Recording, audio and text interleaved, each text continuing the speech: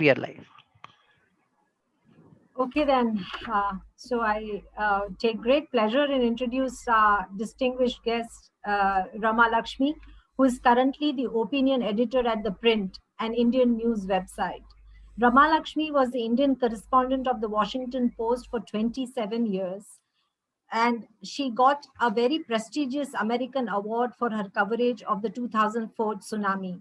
A museum studies graduate and a trained oral historian, she has worked with the Smithsonian Institution in Washington, D.C., the Missouri History Museum, and the St. Louis Science Center.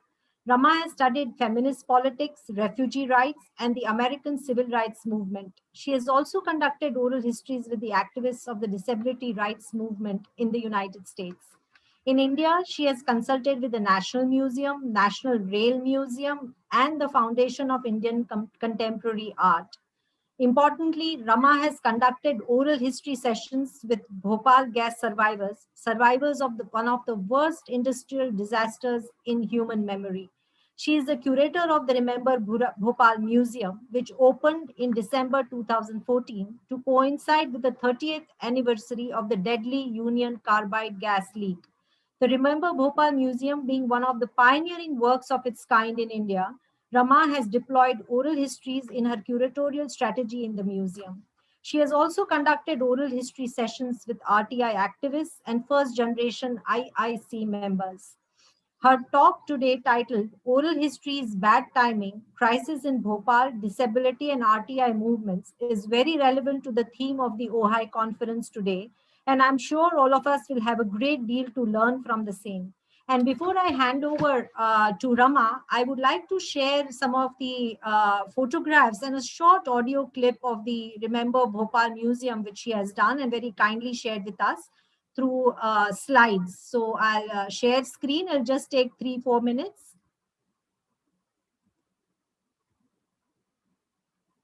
Can you all see it?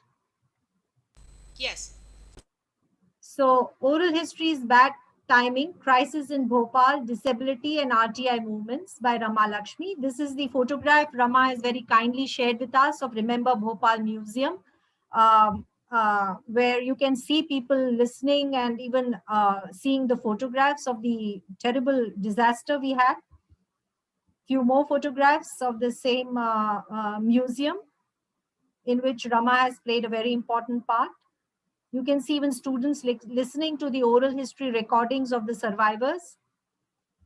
And now I'll play a short audio of Bismillah B. She speaks in Hindi, and we have done the translation in English for those who do not understand Hindi. It's about a 3-minute clip. I'll play it here before I hand over to Rama.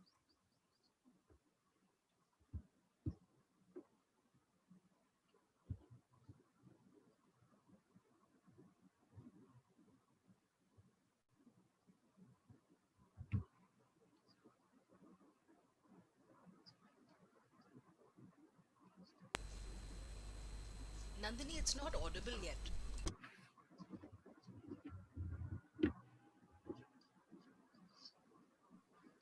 Nandini, I don't think we can hear it. You might want to just go back and look at this.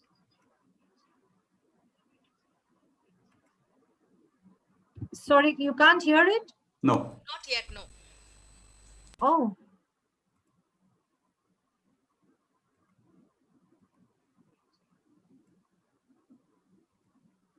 Can you hear it now? No. No, just share the system audio, I think. Yeah. Can you just stop sharing, and then when you reshare, click the option at the bottom left for share computer sound? I'll share.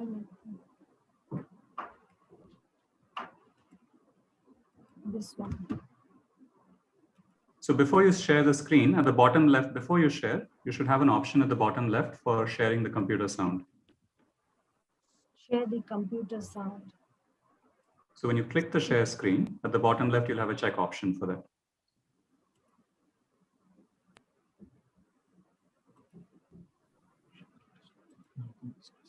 Yeah. हानि के लिए सब जनता भाग रही थी। हम भी Bhopal times जब गैस कांड हुआ था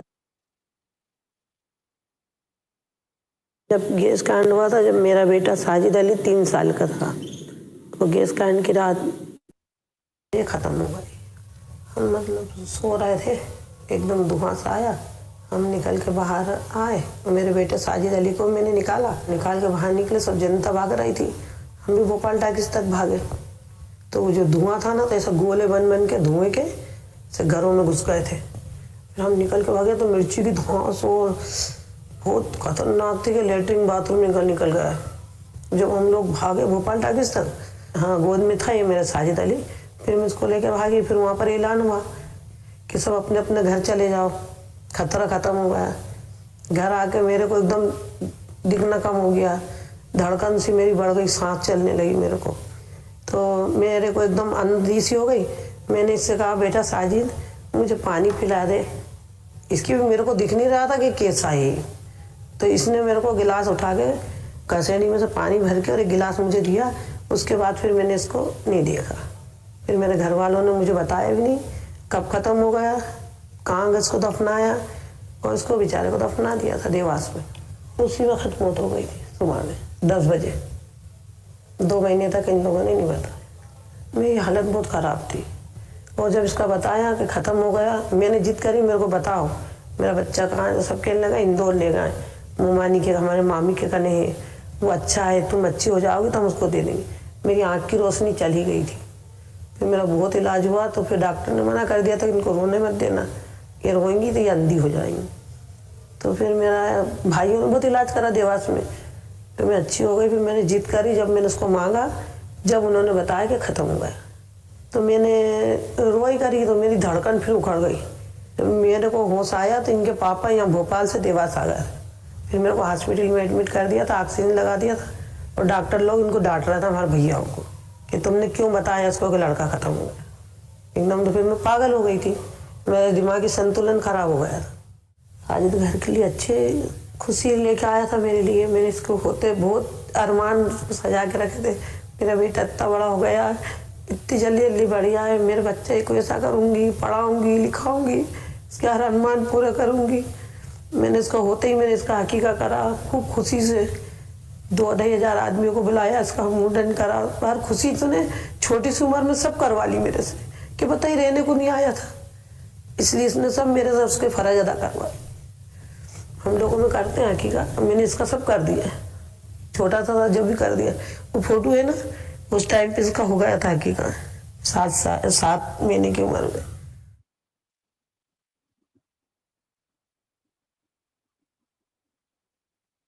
And now I hand over to Rama, after this very powerful, moving clip she has shared with us, which is in the Remember Bhopal Museum also. So welcome, Rama. Thank you very much for being with us, and that too at a short notice.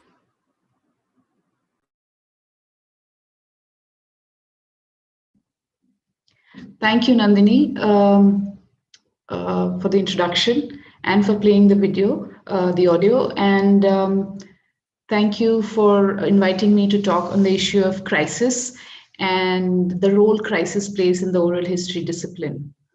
I would like to talk about 3 of my projects, which you spoke of in the introduction. One is the Remember Bhopal Museum work, the right to information movement, and finally about the disability history movement in the United States. So my oral history work in these 3, and I would look at different kinds of crisis that that generated these conversations about the need for oral history. Timing is everything. Timing is very critical in any oral history endeavor, as you all know. And not just oral history. In fact, timing is of essence in any commemorative project, whether it's building a memorial, museums, building a public statue, renaming a street, announcing a national holiday on a particular event or a personality. These are all commemorative activities, and timing is crucial. It's a crucial driver. Sometimes there's political expediency, so it's strategically timed. Sometimes a community feels a sense of social urgency for a commemorative activity. There is a sense of, an identity assertion by a community that, this is our memory, this is our story, and we need to have oral histories, we need to have archives. So timing plays a very important role. And South Carolina professor Elizabeth Zack, she was studying she was researching into why there were a wave of African American civil rights memorials and archives and museums that came up in the 90s all across the American South. And she looked at, why this happened, what were the different factors that coalesced around that time that unleashed this growth of oral history archives and memorials on civil rights. And she zeroed in on two factors. One she calls the graying of the civil rights generation. So as the leadership from the civil rights movement started graying, started aging, they felt a sense of disconnect with the younger generations of that community in terms of how they were not appreciative enough of the ideals that they had fought for, or they needed to be reminded about the sacrifices the elders had made. So there was a sense of memory gap between the two generations, or a history gap or memory gap. I call it memory gap between the two generations. So it was kind of a crisis, a generational crisis. So they needed to commemorate, they needed to hunker down and try and remind the community. The other, of course, was a few years after the civil rights legislation came into effect, the community had come into newfound political, economic, and social clout. So they were able to launch many of these commemorative projects. So Professor Zack calls it memory mobilizing experience. So here was a crisis, which was the generational crisis. And here was an opportunity, which is that they had the economic and the social and the political clout. So the two coalesced together, the crisis and the opportunity, and then that basically triggered all kinds of conversations about capturing oral histories of different leaders and the role that they played. There is John Wolford, who's a Kentucky-based oral historian who looks into other factors other than what Zack had underlined.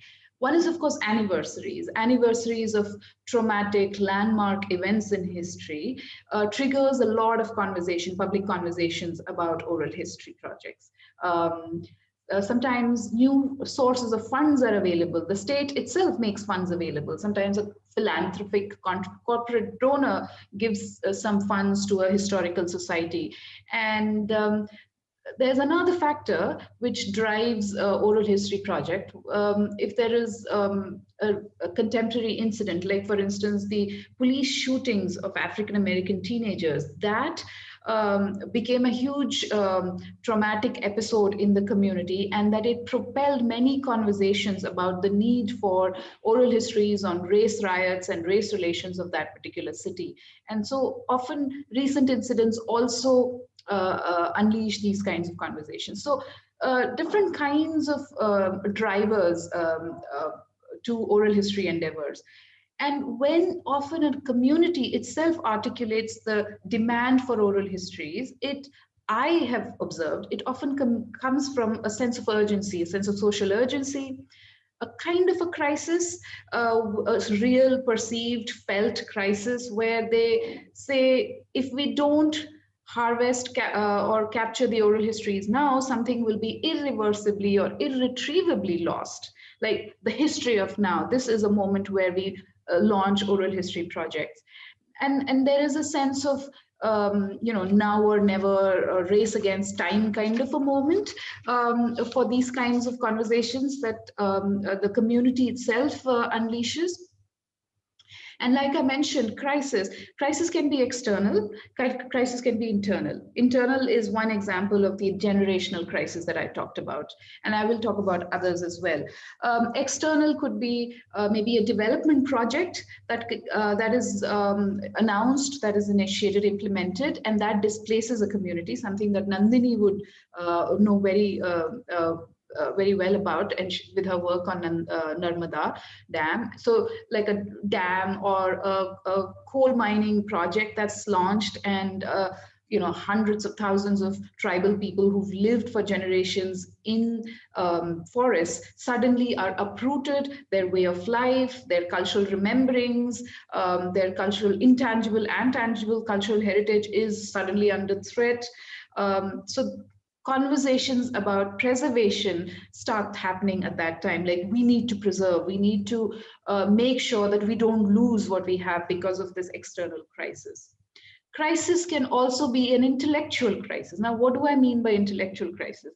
It could be a crisis in the knowledge production process. So political forces can come and rewrite history, and that can threaten a community. And when I say community, I don't just mean gender or race or caste or disability. I also mean memory community, because collective memory is what glues a community together. So when I say community, I will always mean memory communities. So when history is rewritten, the memory community, which has been held together with a shared past or shared remembering, gets threatened. And they immediately look at it as an intellectual crisis, a crisis of knowledge production. And they want to then start consolidating and fortifying their history. It could also be some kind of state-sponsored. It could be some new scholarship, academic scholarship that is released that runs counter to what the community has held dear for generation. So the scholarship could also threaten, and I will come to that in my examples. So either way, so these communities at that time are going through a turbulent turbulent phase, and that's when the oral history practitioner steps in, recognizes this crisis, acknowledges, recognizes, identifies, and tries to address it. So what happens then? It has tremendous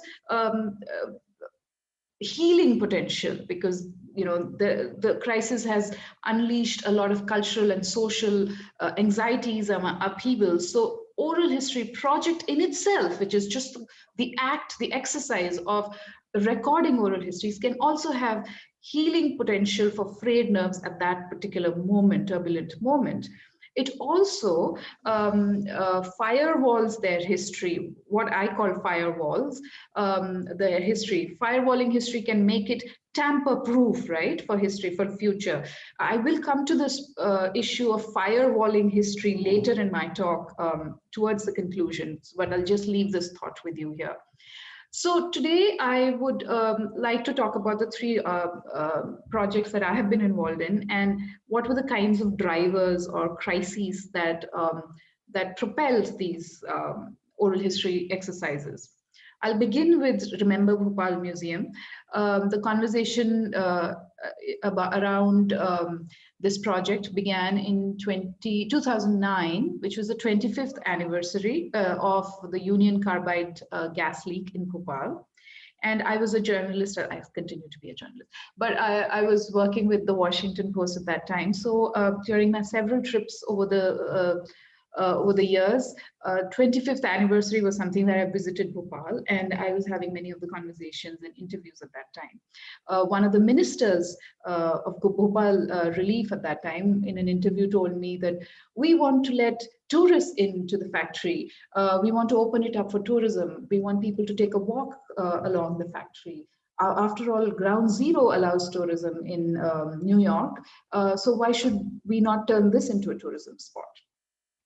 A week before what he told me, another minister from Delhi went and visited the factory and gave a press conference sitting at the factory saying, look, I'm not coughing. There's nothing wrong with this. This is not a toxic place, which ran counter to years and years of knowledge that had been created by activists and the community of survivors, that there are about 300 tons of toxic waste that had been dumped by the Union Carbide company when it was operating, and that lies buried underground, toxic waste.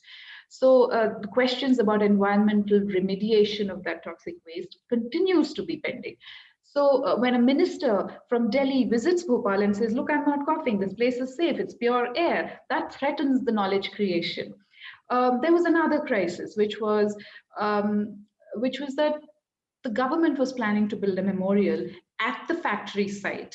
And it had already given the contract to an architect firm.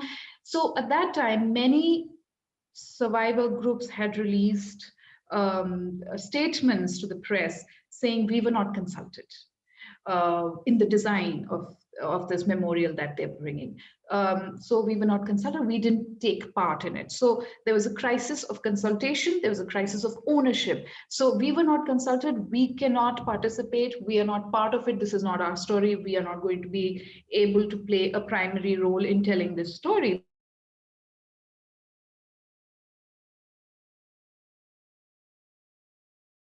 To build a memorial there? Should the government, which is complicit in the injustice, play the primary role in building a museum, memorial there? So these were some of the conversations that I had at that time during my journalistic interviews. And that kick-started this moment of crisis of what do we let the government tell that story. And there were fears that the government would airbrush many of the injustices, they would sanitize the story. So how do we arrest this? And at that time, the conversations led to some of the objects they had collected over time for various exhibitions.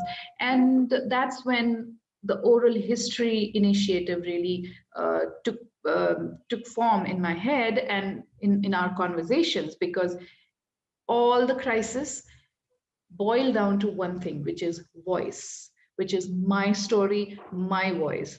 Is this going to be absent in the memorial that the government is building? And if voice is the central part of that crisis, then that needed to be the centerpiece of any museum activity that the community builds. So that is why oral history was the central curatorial ideology for the museum that we all built together. So we conducted oral histories with dozens of survivors, activists, people who had worked in the factory. And at that time, many of these, during these interviews themselves, many of the activists also talked about what kind of museum they would like to see, what kind of memorial. And they very clearly articulated that, you know, the full story may not be there if the government were to build it. Maybe they will hide some stories. They're very clearly saying these things. And in fact, there was an activist who even said, not just what happened that night, but we need to tell the story about how we struggled, how we protested, how we fought against the Union Carbide and Dow national government and the state government. So would a government that builds a memorial tell these stories about struggle against itself, against the government? So these were some of the concerns. So it was very much about knowledge production, this crisis. So that's when the oral history discipline steps in and tries to capture the memory and harvest it. So this is how the Remember Bhopal Museum conversations came about. I will now move to the Right to Information movement. The Right to Information law was passed in 2005. It has unleashed huge revolution across India, and it is seen now today as a major democratic reform that people brought. And of course, in the last few years, in recent years, there has been a pushback. There is a state-sponsored weakening of this legislation, undermining of this legislation. But when it was passed, there was about 12 to 13 years of people's movement, social movements on the ground that brought about this legislation, right? So around 2015, 16, I was in conversation with some of the leaders of this movement, and there was again a sense of crises. And what was that crisis? During these conversations, they said the rural roots of the RTI movement, which is basically what started in Rajasthan villages, are going to be undermined, because now it is coming to be portrayed as an increasingly urban movement with urban leaders, and they have completely co-opted it. It's a natural progression, but in popular memory, now there are RTI activists, RTI warriors who are urban and English speaking. There was new book, there was new scholarship that even tried to portray it as an urban movement. There was one book that was being researched that talked about how RTI movement didn't really begin in Rajasthan, rural Rajasthan, but way back in the 60s and 70s in parliament, during parliament discussions where parliamentarians talked about transparency laws, where they talked about, removing the British Official Secrets Act. All this are factually correct, but what it does is the fallout of all this would be that in people's memories, in popular memory, RTI would be seen as an urban phenomenon, whereas it was the sacrifices, daily sacrifices of impoverished Pakistan, who protested, picketed, persisted in their demand for information. They gave up their daily wage labors to go out and sit outside the collector's office for days. So who are these rural warriors? So my conversation with the leaders of this movement, like Nikhil Dey and Aruna Roy, was that we need to consolidate, we need to fortify that history so that it's not forgotten. And again, oral history. And they were talking about oral histories, but they also were talking about an eventual museum, which is still pending. We are waiting for the land. But my oral histories with some of the activists began from there. And these were, really poor women, old women who were waiting for pensions. There were laborers who were working on road building projects in the 80s and the 90s, in the 90s mostly. They weren't getting the wages after working on road building projects, so they would go and they would picket outside collector's office saying, where is our money? Because the government was saying the money has been paid, and they were like, no, we haven't got the money, show us the file. It really literally began with, show us the file, show us the paper which says you have paid me my pension, you have paid me my wages. And the right to information law today is like a massive reform in democracy, but it really started with show me my wages, show me that paper. And there were songs that they sang saying, mujhe nahi chahiye Uncle Chips, I don't want Uncle Chips, I don't want Pepsi, I just want a Xerox copy, I just want a photocopy, show me the photocopy. There are literally songs that say these things. And many of them were unschooled. They could not read or write. And they were asking for official files. And even if they were handed these photocopies reluctantly by the local officers, they could not read. So many of them, what they did was they would tell the officers to come and write on the walls of the villages, write on the walls of the water tank in the village or the panchayat walls. So you would drive through the 90s when I would go to some of the villages in Rajasthan as a journalist, I would see expenditure written on walls, and I would wonder what this is. Much later I realized what it was. And some of them, when they worked, since they couldn't keep a track of how many days they had worked on road projects, they would go and they would mark on the mud walls of their huts that these are the number of days I have worked, and they would cross it. So these are the people who began the movement day in and day out that brought that landmark legislation. So these were the stories that were under threat by this hijacking of urban scholarship. So that was another felt crisis that oral history discipline had to respond to, which is, again, preserving the voice, preserving the story, preserving the storyteller's autonomy, agency in that entire movement. So I did a bunch of oral histories at that time. So that was the second I wanted to talk about. Because it's all about who tells the story, who gets to tell the story, who gets to tell whose story, and who ends up robbing me of my right to tell my story. It's also about somebody else coming and robbing your voice, right? The third example is slightly different, which is the disability rights movement in the United States. This is in 2000. when I was 2006 when I was working at the Missouri History Museum in St. Louis, which is the Midwest of America. And there were two things that happened, two different parallel conversations that were happening. One, the president of the museum, Bob Archibald, he was grappling with certain fundamental questions about history. Whose history? Who gets to tell the Black history? Who gets to tell different kinds of histories? The reason why he was asking these questions was the Missouri History Museum's lobby has a 9 feet tall statue of Thomas Jefferson, the American icon, right? But a very triggering figure because he was a slave owner. So I remember at that time there were meetings at the museum by African-American communities of the city. They would come to the museum and they would say, we demand a safe space. We need a safe space in the museum to talk about race. Now, why did they ask for safe space inside the museum? The whole museum should have been safe because the very first thing you encounter when you enter this museum was Thomas Jefferson. So the president of the museum was asking questions about silo histories, African-American history, women's history, disability history, Native American histories. Why should histories exist in silos? And as a museum builder, all museum builders look for shared history, shared spaces, common threads, right? So his whole effort was, what can I do to bring a sense of cohesion, bring these histories together?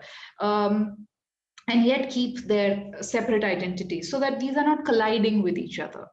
And the way he did, he found shared language in the protest movements.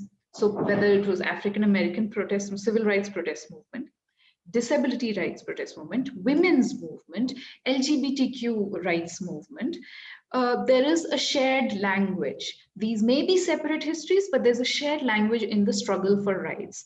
And in the United States, many of these struggles like disability rights, Native American, LGBTQ rights, many of these struggles took direct inspiration from the African-American civil rights movement, whether it's protest tactics, props, slogans, different strategies. They were inspired by it. So there was a lot of cross-fertilization of ideas, and he wanted to acknowledge that. And he wanted to bring these histories, siloed histories, if I can call it that, siloed histories together through a shared language, through an emphasis on the shared language of protest movements.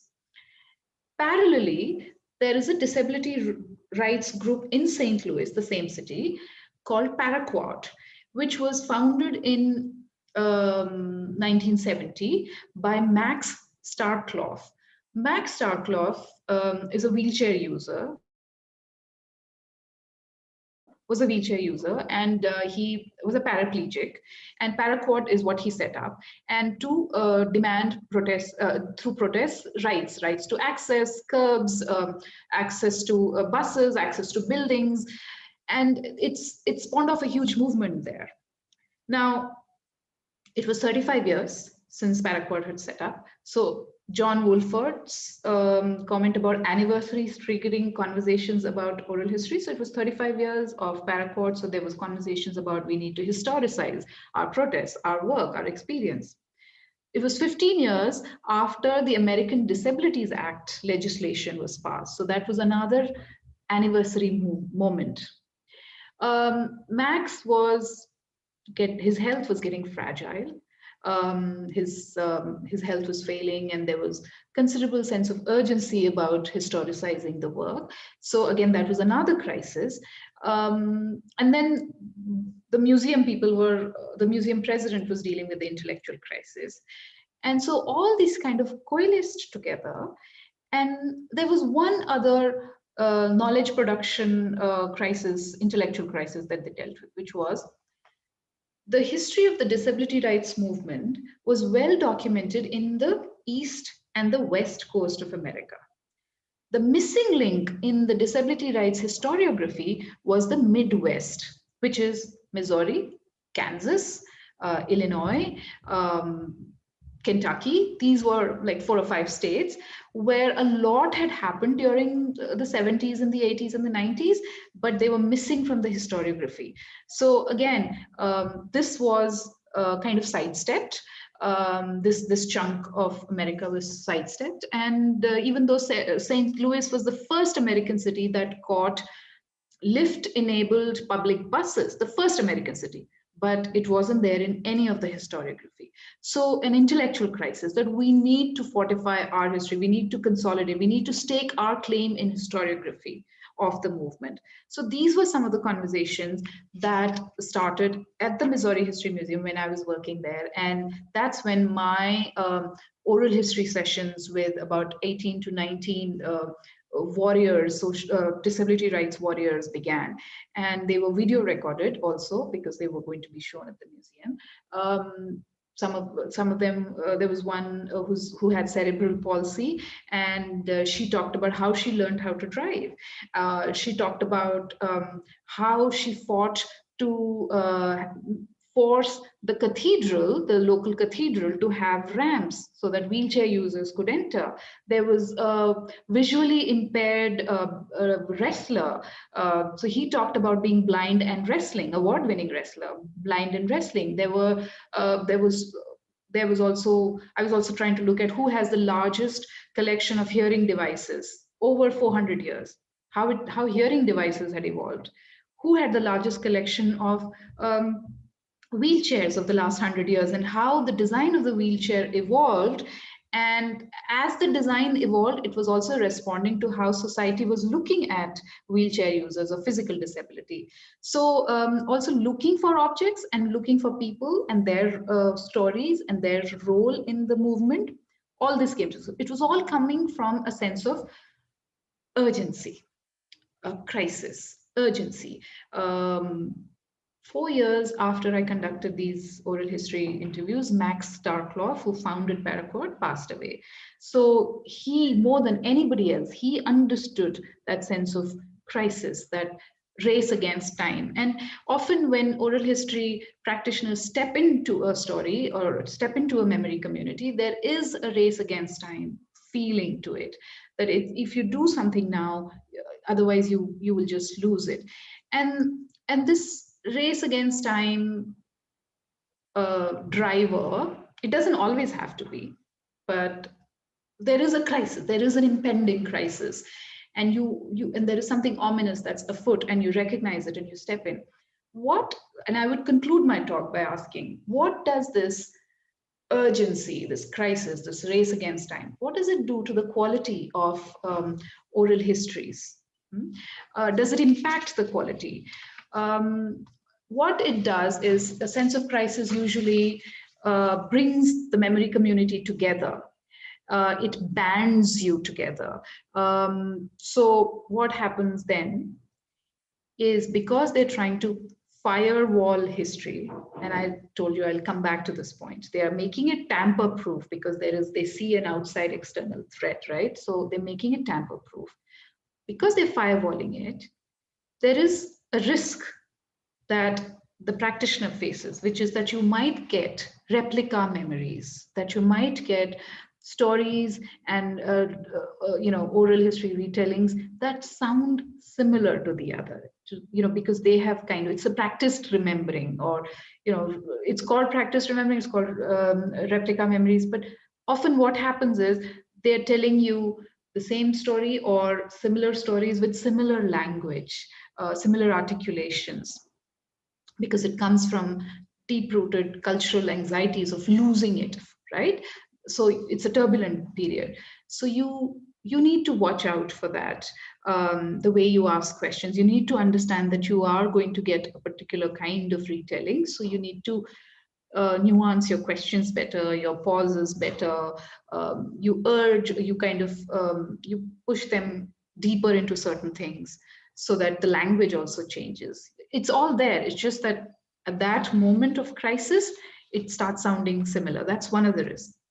The other risk is, of course, because it's a race against time, you don't get to look at dissenters in the community or in the movement. there may have been people, critics, internal critics, who may have had, who may have voiced dissent and left the community, left the movement. But because it's a question of assertion of identity, assertion of our memory right now, time is of essence. So you don't get to go out and look for dissenters. So you don't get that granularity in the nuanced part. You kind of miss out because it's a race against time, and they are the ones who are defining the mandate and the scope of the project. So who gets to decide what the scope is? How broad is the sweep? Whether they will help you reach out to members who have left, who've had disagreements. I think those are things that we need to look at. While the oral history practitioner has an important responsibility to step in at a moment of crisis and capture the memories, the oral historian also has an obligation. One is a responsibility, also has an obligation to return to the community during peacetime, when the crisis has probably passed, or that sense of urgency has probably passed. Try and return after a year or two, or after a few months, and I call it peacetime, because peacetime is probably the best time for getting that granular reflections and getting that diversity of storytellings. So I think crisis is important to step in, but also it's you need to be able to return. So that's how you get the multiple meanings and multiple stories and diversity out. So I would stop here. These are the three examples that I have given to talk about crisis and different kinds of crisis. I am open to more conversations and questions. I don't promise I have answers to your questions. I may have counter questions too, because I have not thought this through very deeply. So let's have some questions. I will ask you questions and you can also ask questions. So I think if we have time, Nandini, we can even play that audio, or we can open it to the questions. It's entirely up. The other audio is about 7 minutes, Rama, and I was just wondering, let's just take a few questions and see, because it's such a wonderful talk. I'm sure it's so enriching, so much learning, that there'll be many questions. So just let us see if we have more questions. Otherwise, I have it ready and we can play it at the end, because it's about 7 minutes video. So I would ask the participants to speak, start your screen and unmute and ask, or how do we go about? 1 minute, yeah. Or you can just ask in the chat box.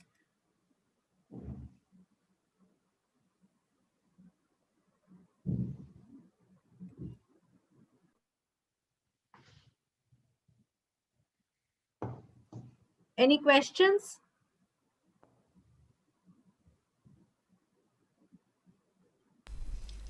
People should be able to unmute themselves if they'd like to ask